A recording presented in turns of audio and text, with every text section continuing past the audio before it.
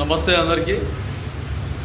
భారతదేశంలో రాజస్థాన్ థార్ ఎడారి ఉంది. ఇక్కడ ఆ థార్ ఎడారిలో చాలా వరకు ఎక్కడ కూడా ఏ మొక్క కూడా పెరగదు. అక్కడ చాలా కష్టం. అలాంటి ఆ థార్ ఎడారిలో ఈ మధ్యకాలంలో మొక్కలు నాటడం కూడా అక్కడ ఉండే ప్రభుత్వాలు ఏర్పాటు చేసి, కొన్ని స్వచ్ఛంద సేవా సంస్థలు కూడా ఏర్పాటు చేసి మొక్కలు నాటేస్తున్నారు. అట్లాంటి ఏ పంట పండని ఒక తారెడారిలో కూడా ఇప్పుడు మొక్కలు నాటి అక్కడ ఒక జంగిల్, ఒక అడవి ప్రాంతంలాగా ఏర్పాటు చేయాలని అనుకుంటున్నారు.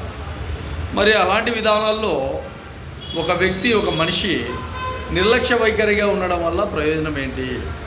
బాగా గుర్తుపెట్టుకోండి. నిర్లక్ష్యం ఎక్కడ కూడా పనికిరాదు. ఆతృత, హుషారు, ఉత్సాహం నింపుకొని ముందుకు వెళ్ళడమే జీవితం. ఓకే.